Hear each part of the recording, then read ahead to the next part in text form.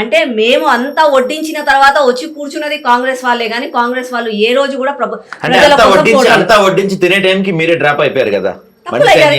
బండి సంజయ్ని తీసేయటం రకరకాల జరిగిన ఇంటర్నల్ ఇష్యూస్ వల్ల ఇక్కడ దాకా వచ్చి మీరు ఒక సెకండ్ ప్లేస్ దాకా వచ్చిన మీరు మళ్ళీ ఇప్పుడు డిపాజిట్ కోసం కష్టపడుతున్న పరిస్థితికి వచ్చేసారు కదా. తప్పులు జరిగాయని నేను ఒప్పుకుంటున్నాను కదా. తప్పులు జరిగాయి. అంటే బండి సంజయ్ తీసే ఆయన తప్పించడం తప్పని ఒప్పుకుంటున్నారు మీరు. బండి సంజయ్ అన్న తీసేయడం తప్పని అనట్లేదు. ఆ మూమెంట్ లో మేము తీసుకున్న డిసిషన్స్ తప్పు. బండి సంజయ్ అన్న గారిని తీసేసి అనడం మాత్రం కంప్లీట్లీ తప్పు. ఎందుకు తప్పించారు అని అంటే తన టర్మ్ అయిపోయింది. మా బీజేపీలో ఎవరికైనా ఒక సర్టెన్ టర్మ్ మాత్రమే చేస్తారండి. ఇప్పుడు కిషన్ రెడ్డి గారు 2 times చేశారు. కానీ ఫస్ట్ టైం చేసిన తర్వాత తనని తొలగించి లక్ష్మణ్ అన్న గారికి ఇచ్చిన తర్వాత బండి సంజయ్ అన్న గారు వచ్చిన తర్వాత మళ్ళీ కిషన్ రెడ్డి గారు ఉన్నారండి. ఇట్ డిపెండ్స్ ఆ రోజు ఆ సంస్థాగతంగా వాళ్ళు తీసుకున్న నిర్ణయాలని బట్టి ఉంటదండి. పార్టీ నిర్ణయాలు ఎప్పుడు కూడా ఒక కార్యకర్తగా మనం ఆలోచించిన ఉండదు.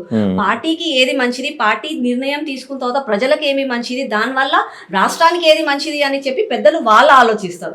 ఆలోచించడానికి వాళ్ళకు ఒక ఏమంటారు వాళ్ళకంటూ ఒక డ్యూటీ ఉంది. వాళ్ళు దాన్ని మాట్లాడతారు. ఒక కార్యకర్తగా మనం ఆ డిసిషన్స్